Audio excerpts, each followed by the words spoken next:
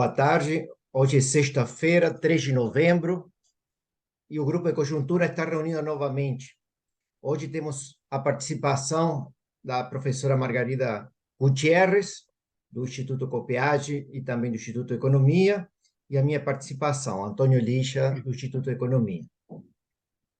O tema de hoje, vamos tentar discutir um pouco o tema mais importante, o que teve mais relevância esta semana na economia brasileira, tá? Tudo começou a semana passada a partir de uma manifestação do presidente da República, não? Pelo qual ele apresentou que dificilmente o país conseguiria eliminar o déficit fiscal primário no ano que vem, tá? Lembremos que, segundo a lei aprovada, não, pelo arcabouço fiscal, o superávit primário para 2024 tem que ser de 0%, tá? Ou seja, deveríamos estar com um equilíbrio primário o ano que vem, tá? Mas a fala informal do Lula um pouco colocou em debate esse ponto, que já de alguma forma estava sendo discutida dentro do governo, tá? De qualquer forma, esse debate se tornou mais forte entre especialistas, tá? Economistas de vários bancos, consultoras, universidades, começaram um debate, tá? Em distintos fóruns, tá? E também apareceram reuniões e pontos de vista dentro do governo, tá? Por exemplo, apareceram alguns rumores dentro da Casa Civil, tá? Ou alguns rumores dentro do Congresso, especialmente com o relator da PLDO, tá? Rumores que vão em distintas direções. De qualquer forma, o que a gente vê é que esse debate político e esse debate também um pouco mais conceitual entre economistas não teve tantos efeitos, por enquanto, nos mercados financeiros, tá? Nós acompanhamos diariamente o desenvolver de vários deles, por exemplo, os mercados de câmbios, mercados de juros, a bolsa de valores aqui no Brasil, e a gente vê que muitos desses mercados não trataram ou não tiveram grandes efeitos por causa desse debate, tá? O que é outro tema, outra incógnita, outro enigma para discutir, tá? Por que razão, apesar do forte debate político, tá? No governo, no Congresso, do forte debate entre especialistas, a gente não temos ainda essa manifestação tão clara nos mercados financeiros, tá? Que estava muito mais preocupado muitas vezes esta semana pelo cenário internacional que pelo doméstico, tá? Então esse é um pouco o pano do fundo para que não seja grande especialista no tema, não, nas questões fiscais, que a Margarida, a professora Margarida Gutierrez, tá? Apresente um pouco uma visão um pouquinho mais, provavelmente um pouquinho mais ampla, um pouquinho mais geral sobre o debate, não? Dar um embasamento sobre o que está sendo discutido e conversar um pouquinho sobre algumas das perspectivas que pode este tema ou continuar esse tema pode ter sobre a economia brasileira nos próximos anos. Margarida, então. Bom, Lígia, muito obrigada aí pela sua apresentação. Vamos, então, dar início a esse debate, né? Como você colocou muito bem, foi a matéria desde o dia da sexta-feira da semana passada, foi a notícia mais relevante que a gente tem aí em termos da agenda econômica, né? Bom, então vamos começar aqui contextualizando um pouco tudo isso, né? Lembrando aos nossos ouvintes que o novo arcabouço fiscal ele tem dois pilares: metas para o resultado primário, e o objetivo de metas para o resultado primário está exatamente em garantir alguma trajetória para a dívida pública PIB, já que o resultado primário é uma das três variáveis que condicionam a evolução da dívida pública PIB e é a única que a política fiscal pode atuar. As outras duas são o juro, que não dependem da política fiscal diretamente, e o PIB, que é uma variável de resultado aí, que depende de uma série de fatores, né? Bom, então, nesse primeiro pilar, as metas de resultado primário devem constar no projeto de lei de diretrizes orçamentárias do primeiro ano de governo, para os próximos anos, inclusive, né? Para os 4 anos de governo. Então, nesse caso, nós temos já definidas as metas para o resultado primário, que constam no projeto de lei de diretrizes orçamentárias que o Executivo enviou para o Congresso, onde, para o ano que vem, a meta de resultado primário é zero. Ano 2025, 0,5%, e 2026, 1% do PIB. Bom, então, esse é o primeiro pilar. O segundo pilar do arcabouço fiscal já está definido. É uma regra para o teto do gasto, crescimento do gasto. Então, o gasto primário do governo central, salvo algumas despesas que estão fora desse teto, pode crescer no máximo 2,5% em termos reais, e o mínimo 0,6%. Esse crescimento do gasto primário ele está condicionado, em princípio, à evolução das receitas. Lá tem algumas receitas que entram no cálculo, de um período imediatamente anterior. Então, previamente, são calculadas as receitas em termos reais, a evolução delas, nos últimos 12 meses, encerrados em junho do ano anterior. E isso vai servir, então, de parâmetro para definir a possibilidade, o incremento do gasto primário em termos reais, sendo que esse gasto está sujeito a esses limites, máximo de 2,5% e mínimo de 0,6%. Bom, para que a meta... Agora vamos falar da notícia que veio essa semana. O presidente Lula, né, disse que, em princípio, essa meta de resultado primário para o ano que vem, zero, não será cumprida. Bom, por quê? Qual foi assim, a argumentação básica que tem por trás dessa frase? Para que a meta de resultado primário zerada seja obtida, né, de acordo com o projeto de lei de diretrizes orçamentárias que o Congresso enviou, que o Executivo enviou para o Congresso, né, é preciso um incremento de receitas adicionais de 168,5 bilhões de reais que ainda dependem de aprovação do Congresso. Ou seja, tem lá uma estimativa de aumento de receita na totalidade de 370 bilhões de reais, dos quais a metade praticamente, 168,5 bi, a gente não tem certeza se elas vão ocorrer ou não, porque elas dependem de medidas que o Congresso ainda não aprovou, a grande maioria. Quais são essas medidas? A medida em relação ao CARF, ela já foi aprovada, né? Mas as receitas adicionais são incertas. Essa medida dá o voto de Minerva para o governo, caso a decisão tenha ficado equilibrada, quer dizer, não há ainda um resultado favorável ou contra, tem um equilíbrio aí, o voto de Minerva volta a ser o voto do governo. Então, o governo ganhou essa prerrogativa junto ao Congresso. Tem muitas dúvidas em relação à possibilidade de receita que isso vai gerar, né? Quais são as outras medidas que ainda não foram aprovadas e estão, algumas delas, fortemente em discussão no Congresso? O fim das subvenções de ICMS sobre as bases de cálculo, tanto do PIS/COFINS como do Imposto de Renda Pessoa Jurídica e Contribuição Social sobre o Lucro Líquido. Essa é uma das medidas mais importantes para engrossar esse adicional de receitas necessário para zerar o déficit público, o déficit primário, mas que a gente ainda não tem certeza se o Congresso vai aprovar ou não, e em que medida vai aprovar. Outra medida importante, que é a tributação de fundos exclusivos e offshores, depende ainda da aprovação do Senado, já foi aprovado na Câmara. Essa medida deverá render, segundo o governo, 10 bilhões de reais ano que vem, e essa é uma medida que eu diria que é fácil a aprovação, né? E essa aí não tem grandes discussões. O fim do juro sobre capital próprio é uma enorme discussão. Isso já foi tentado em outros governos e nunca a gente conseguiu aprovar isso junto ao Congresso.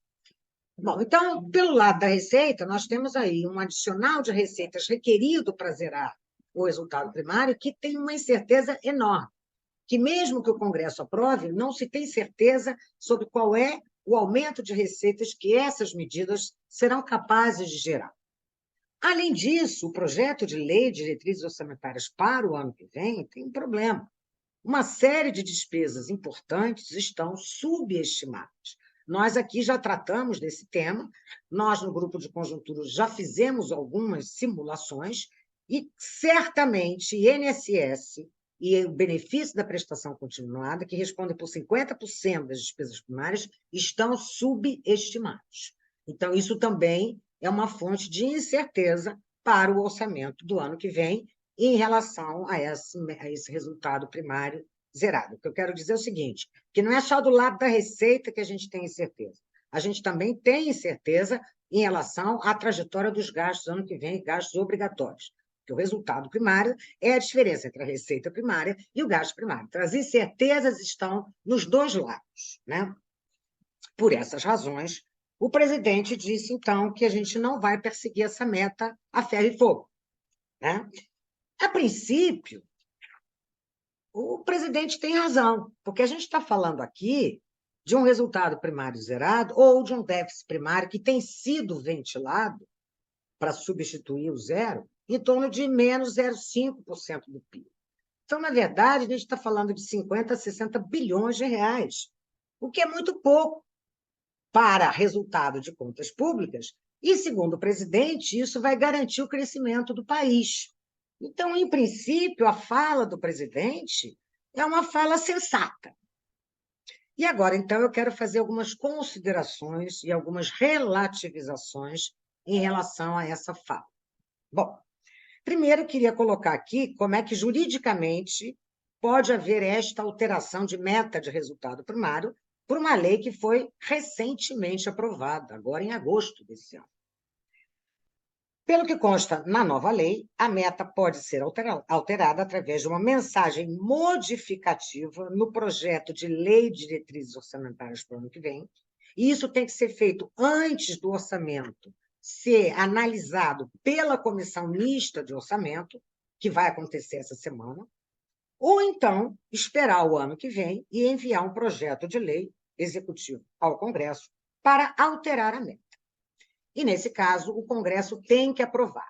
Então, juridicamente falando, a maneira mais fácil de fazer essa alteração hoje seria através de uma mensagem modificativa, porque aí não depende do aval do Congresso ano que vem. Então, isso.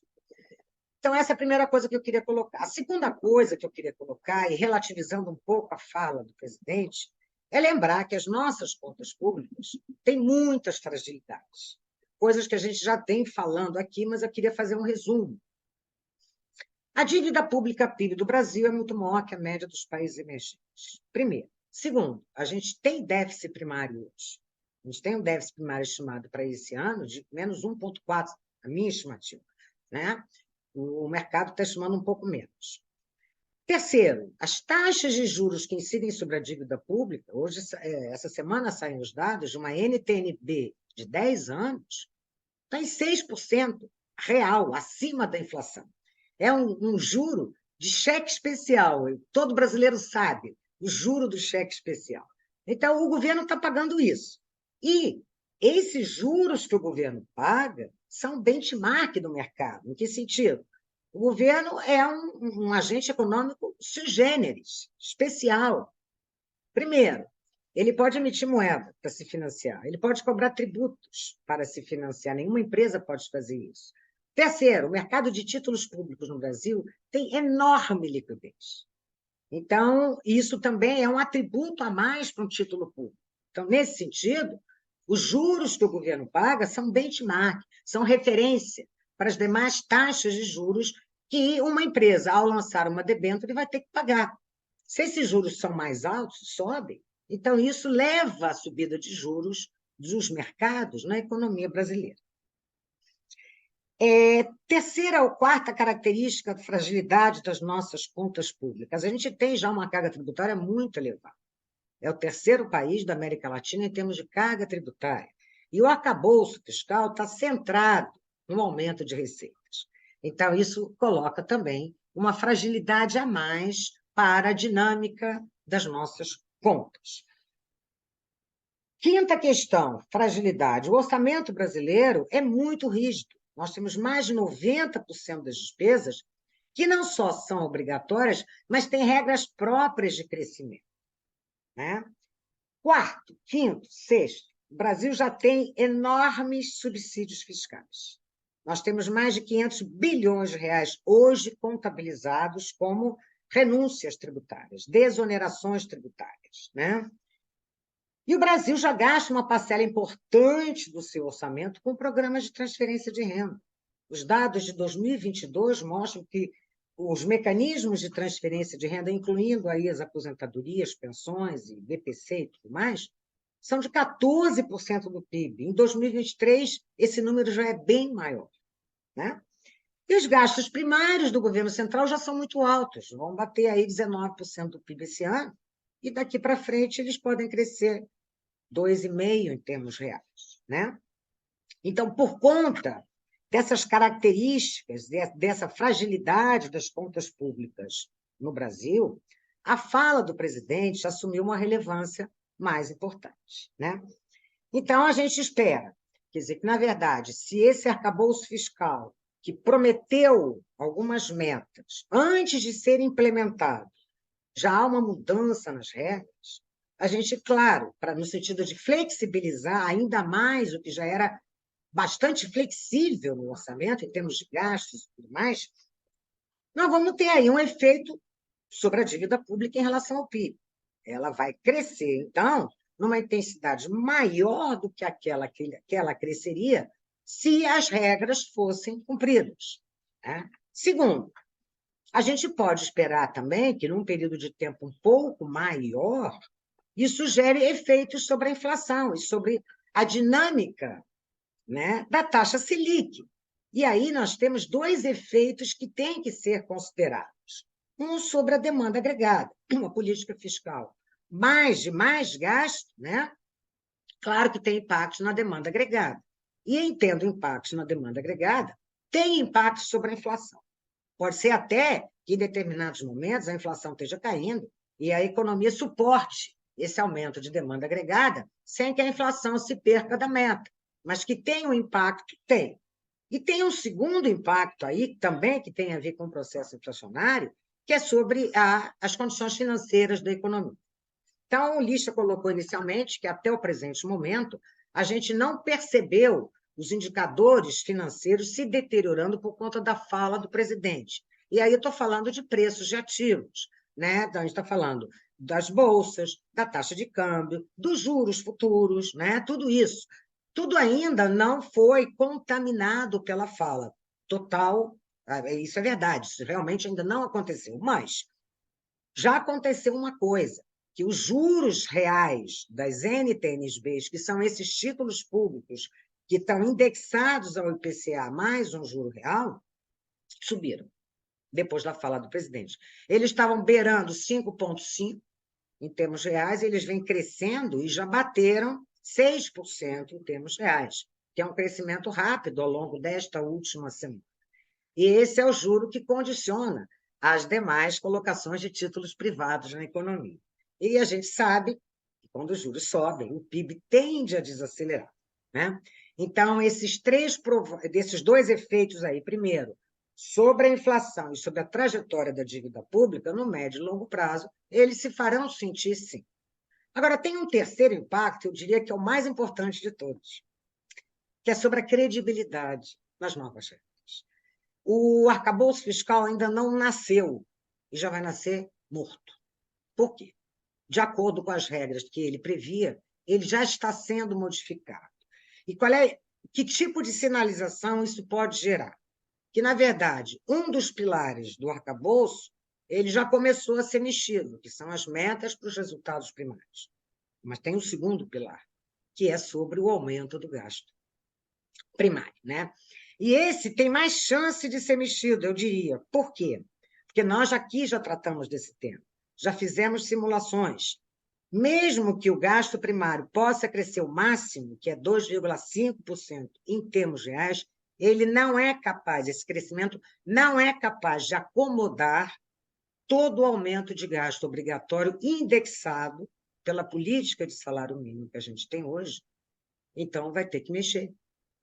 Aí a gente tem duas opções: ou a gente mexe na regra, ou a gente parte para uma revisão dos gastos obrigatórios e tenta destrinchar essa questão. Enfim, então, esses efeitos aí são efeitos esperados, no tempo que a gente vai assistindo a isso, né?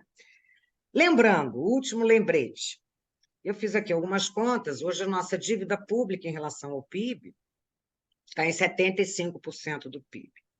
Se a gente quisesse hoje estabilizá-la, isso exigiria um superávit primário de 2,3% do PIB. Quão distante a gente está disso? De acordo com as minhas estimativas, a gente deve ter um déficit primário em torno de 1,4, 1,5.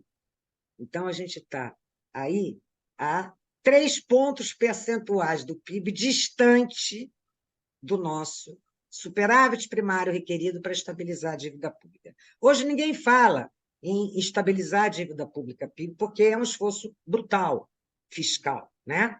Mas isso dá uma noção de quão longe a gente está desse objetivo que lá na frente deveria ser um objetivo importante para a economia brasileira perseguir, né? Um resultado aí primário que garantisse uma trajetória minimamente estável para a relação dívida pública-PIB, que já é muito alta. Bom, gente, então essas são as considerações que eu queria fazer, quer dizer, relativizando um pouco, que 50 ou 60 bilhões de reais é muito pouco, mas considerando todo o resto, e especialmente uma nova regra que foi recentemente criada e que pretendia ser a regra para nortear a política fiscal, no mínimo para os próximos 10 anos, isso é muito grave. Isso é um mau começo. A gente observa, Margarida, que a tua visão é um pouquinho mais estrutural, um pouquinho mais de longo prazo, não? Você não está discutindo tanto nas questões da conjuntura, não? No que aconteceu com os mercados no dia seguinte, nos 2 dias ou 3 dias depois É, da discussão, tá? Um pouco, me parece que a tua visão é que a política fiscal, quando a gente discute política fiscal, ela é mais lenta, tá? Mais demorada tanto na sua implementação, pelas necessidades de acordos políticos, aprovações no Congresso, tá? Digamos, estou pensando mais lenta que em relação ao que acontece com a política monetária, tá? Então, mais lenta nas implementações, mais lenta também nos seus efeitos, não? Os efeitos de sem política dúvida. fiscal demoram mais tempo para terem seus efeitos e depois mais difícil é a sua reversão, tá? Provavelmente, É, teu ponto é esse, não? Quando a gente olha a questão do arcabouço fiscal, temos que ter uma visão um pouco de mais de médio prazo, mais longa, ou é. seja, pensar 2 ou 3 anos na frente. Um pouco em linha com o que a gente viu no ciclo do governo Dilma, do primeiro governo Dilma, em 2011, em que os efeitos das políticas foram Por primeiro aparecer bastante lá na frente. positivos, mas depois É, de alguns anos a gente começou a é, ver, no final de 2012, 2013, já a gente começaram a exatamente aparecer isso, Luiz. outros sintomas. É muito boa a sua colocação, é isso mesmo, porque ela tem efeitos defasados, né? Hoje a gente ainda tem um quadro de um orçamento para esse ano. Agora, à medida em que o orçamento do ano que vem vai acontecendo, do ano seguinte e tal, você vai tendo os efeitos, principalmente sobre os juros, né? Então, essas defasagens que são mais longas e prolongadas, É, seja na sua é, implementação, seja nos seus efeitos, a gente tem é. que olhar com essa visão um pouquinho mais de longo prazo, que é um pouco da forma como você tentou apresentar tua visão, assim, mais geral. Em certo sentido, é aí que mora o perigo. Porque se eu não estou vendo uma desgraça agora, não significa que ela não vai acontecer lá na frente. É um pouco por aí, Lígia, No né? caso da política monetária, a gente Você vê já tanto sentiu os logo. efeitos, as decisões, tá? Em poucas semanas ou poucos meses, É, tá? é, Aqui a gente precisa períodos de tempo mais longos, não? mais Provavelmente, longos. tá? E daí, então, a obstinação e a disciplina em perseguir metas, por que que é tão importante? A gente tem que se colocar, o protocolo está aí, a gente teria que seguir, eu diria. Tá. Bom, a gente vai continuar discutindo os temas fiscais, não? Porque claramente, não? Está no centro da macroeconomia brasileira. Agradeço a todos a participação no podcast e a gente se encontra novamente a semana que vem, tá? Boa tarde a Tchau, gente. todos. Tchau, boa tarde.